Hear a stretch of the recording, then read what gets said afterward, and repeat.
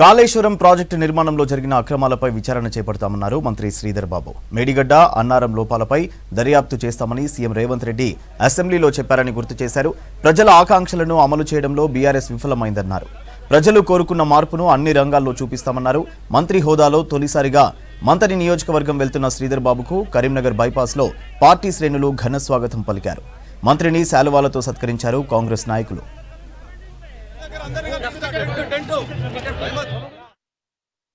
ఎవరు ఏది ఎన్ని అనుమానాలు సృష్టించినా మేము తూచా తప్పకుండా 600 106 ఈ 6 గ్యారంటీ పథకాలను తప్పకుండా అమలు చేస్తాం.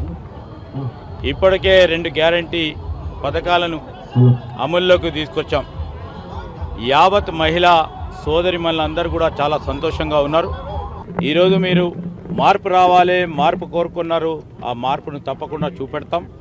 రాష్ట్ర ప్రజానికానికి చూపెడతాం, ప్రభుత్వ యంత్రాంగాల్లో చూపెడతాం, ప్రభుత్వ పనితీరులో చూపెడతాం, మా సంక్షేమ పథకాల్లో చూపెడతాం, మా అభివృద్ధి రంగంలో చూపెడతామని ఈ రాష్ట్ర ప్రజలందరికీ తెలియజేస్తూ కాళేశ్వరం ప్రాజెక్టుపై తప్పకుండా విచారణ చేపడతామని చెప్పాం. నిన్న కూడా ముఖ్యమంత్రి రేవంత్ రెడ్డి గారు కూడా స్పష్టంగా ఈరోజు మేడిగడ్డ కానీ అన్నారం బ్యారేజీలకు సంబంధించి ఒకటి కుంగిపోయింది, ఒకటి బుడుగలు వచ్చినాయి, వీటిపైన విచారణ జరుపుతామని స్పష్టంగా నిన్న కూడా అసెంబ్లీలో చెప్పడం జరిగింది. ఒక పక్షాన బీజేపీ, ఇంకో పక్షాన బీఆర్ఎస్. మేము 10 సంవత్సరాల నుంచి చూస్తూ ఉన్నాం. మాట ఒకటి ఉంటుంది, చేతలు ఒకటి ఉంటాయి.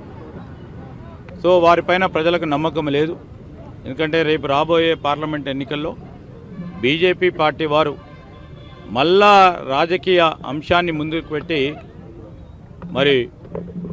ఓట్లు దండుకునే ప్రయత్నం చేస్తూ ఉన్నారు. ఈరోజు బీజేపీ వాళ్ళు 9 సంవత్సరాల నుంచి ఏం చేస్తున్నట్టు, ఈ ఎన్నికల తర్వాత ఎందుకు మాట్లాడుతున్నట్టు? 9 సంవత్సరాలు వారితోని చట్టాపట్టాలు వేసుకొని తిరిగి ఇప్పుడు మాట్లాడుతూ ఉన్నా అంటే రాజకీయ కోణంలో మాట్లాడుతాను తప్ప